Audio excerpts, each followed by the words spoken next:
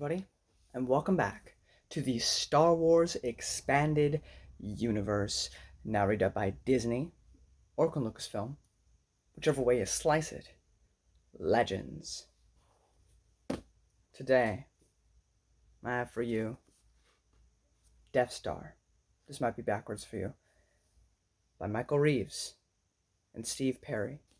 Yes, the Michael Reeves and Steve Perry of Shadows of the Empire, and Michael Reeves from many things like Coruscant Nights, Shadow Games, and MedStar, which I think both Steve Perry and Michael Reeves also worked on together, and they worked together to create a story about the Death Star.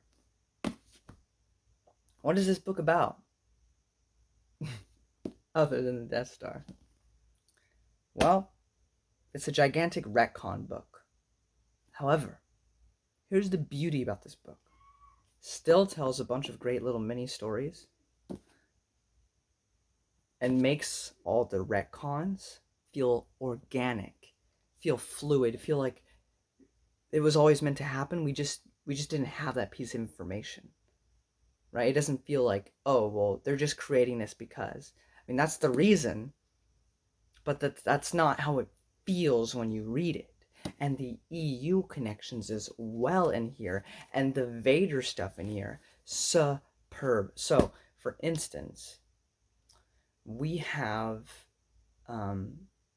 talks about how to fudge you say her name, Q-Zux, the girl from Jedi Academy. Speaking of Jedi Academy, we have Dala in here.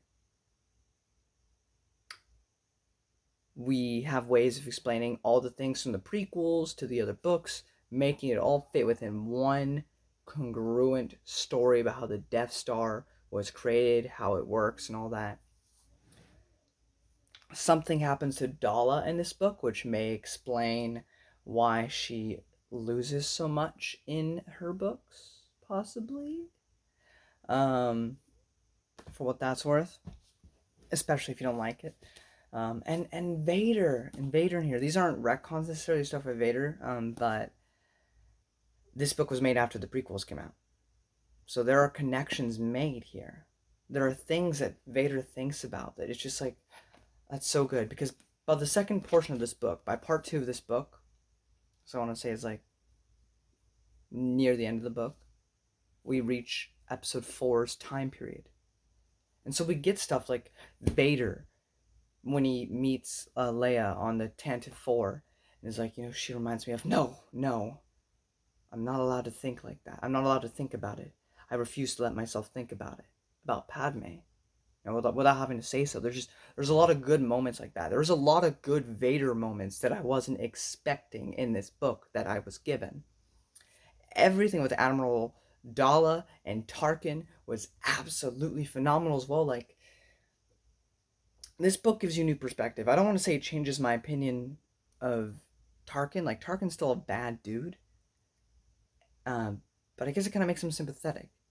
Because for the longest time, I always thought, to Tarkin at least, Dala was always just a side piece, an object to have fun with. Which, I mean, there's a bit of that, but it's clear that he cares about her, which was nice. And then we get more Dala, and I like Dala. I like that she makes it all the way to 40 ABY. I like that. I like that she's still around. So I was glad to see her, as I love Jedi Academy, so I love that she's in here. And then all the new characters we get introduced to. There's one guy, not Ulick, but it's the guy from MedStar. He returns in this. It was cool to see him. But we get a lot of new characters too.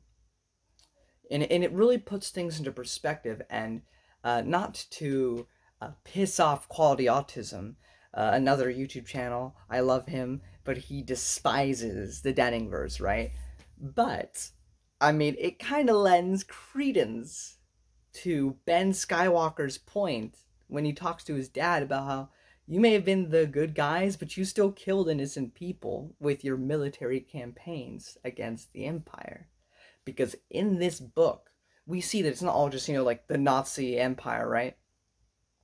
Like, sure, there's a lot of bad people who you're probably like, oh, it's better off that they're gone now that the Death Star blew up. But But then you also have contractors, people that just literally made like uh, um, recreational stuff, like apartments, or not apartments, but like places, living quarters, made like restaurants and stuff for people on like the daily, because they basically had to live on the station, right? It's not like something you 9 to 5 you go home. Like your home is the Death Star. Like you have to live there.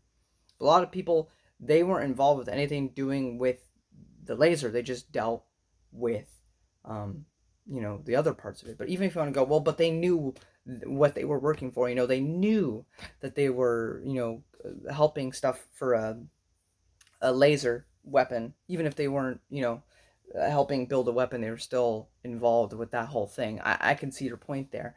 But they also introduce us to slaves, like the Wookiees, because Wookiees are good at labor because they're big and swole. So they bring a bunch of slave labor on there to help with the construction, and they were still on there during the events of episode 4, which means that innocent slaves also had their lives taken that day. Not that they shouldn't have done it, they absolutely needed to. The Empire is the bad guys, they needed that weapon gone. I'm just saying it's more nuanced. Not everybody on the Death Star necessarily deserved to die. And my favorite, who became my favorite new character that was just introduced in this book alone. I mean, he's not a new character, but he becomes a character. You know that guy with the black helmet that's in all black? You can't see his face in episode 4? The one who actually fires the laser. His freaking... The whole ending to this book with him. I'm almost tearing up.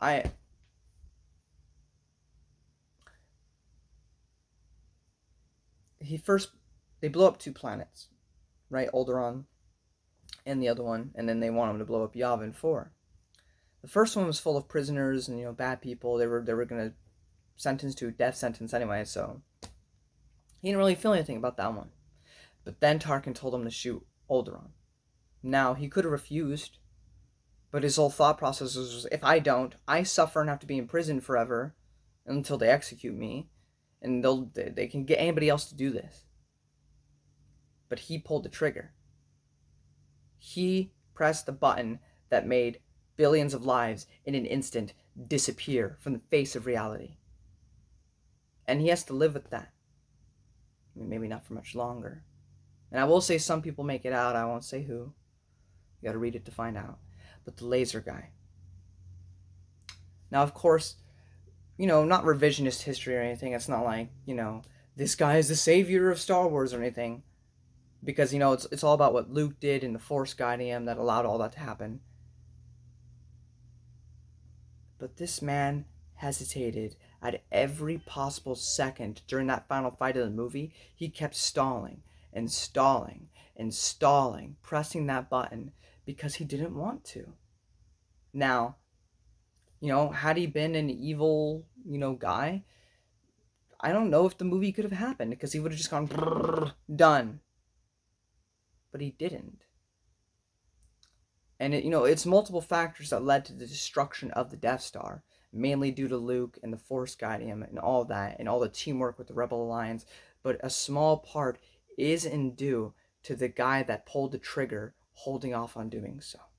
This man who felt such grief over what he had done, not going through with that decision. And then it blows up. And a lot of people on that deserved it. Others did not.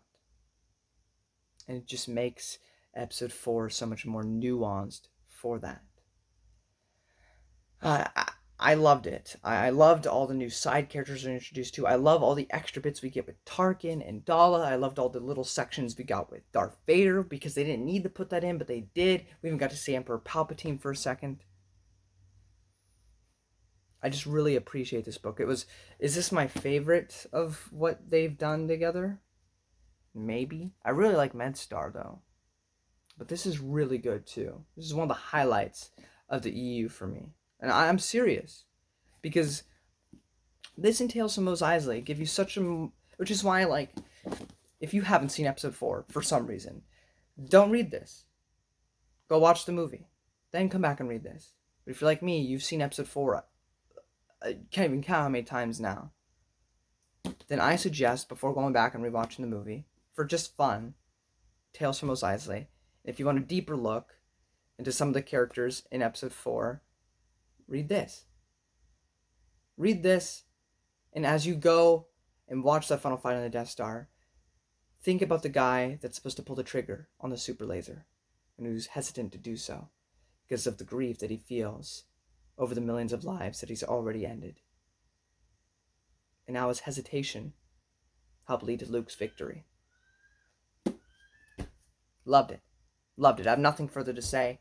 Fantastic book. It might be in a top 10, if not, at the very least, a top 20. It's going to be in a top 20, for sure. If not a top 10. But yeah, I loved it. I loved it. Everything about it. Thank you all so much for watching. If you don't want spoilers, don't stick around. I'm going to get into spoilers.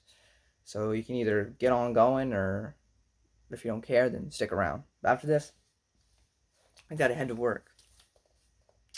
So Still, which is one of the Imperial people on there, teaches inmates self-defense. I just like the whole section with him doing that because he talks about, like, I want to make sure that the people I'm training aren't like super gung-ho about hurting people, because I don't want to make more effective killers out of killers. I want to make people who can't defend themselves able to. And I thought Steele was a great character in here. There's so many Vader moments in here. I can't speak to a single, to call out a certain one, but I loved all the internal monologues we got with Vader in this book. And Dala and Tarkin, their relationship is really interesting, and I really enjoyed viewing it. And what happens to Dala in this book? She gets attacked by some rebels, and she gets shrapnel in her head, much like a certain surgeon from MedStar. But she survives. However, her memory will get affected, and I think that affects her moving forward. I think that in itself is a little retcon there. But that was really good. That was really all my notes. I didn't write that many. I just wanted to really mention the Dala thing, because I thought that was really an interesting way to kind of like retcon why she always loses. But yeah, I thought this was just going to be like a retcon book. Like, let's explain a lot of EU connections. Let's explain why this is. How do we reconcile episode 2 with the Geonosians to the things we hear about in Jedi Academy and elsewhere? How do we reconcile that? But not only did it do all that, it told a great story.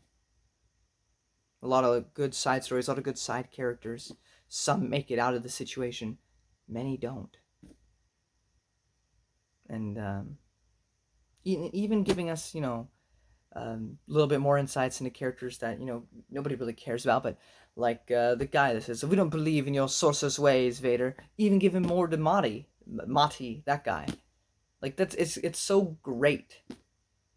And it's just so much more nuanced. It's expanding a universe. It's expanding upon characters that we previously didn't know much about. Much the same way X-Wing actually made Wedge a character. Like, nobody loves Wedge because of the movies. He was just some dude in a cockpit that survived all 3 battles. People love Wedge because of what the expanded universe did for him. And it's the same way that it does that for even such a small character as the gunner of the Death Star. And I'm going to really harp on that, because that was such a phenomenal part. Because it's like, oh, we're at the episode 4 parts of the movie, so, that final battle, da-da-da. But then they did something great with it, with that gunner. Because that's what stuck out to me. That's what I'm still going to remember after this book, is the gunner who hesitated, who felt all that grief over what he'd done. Top tier book. Absolutely phenomenal.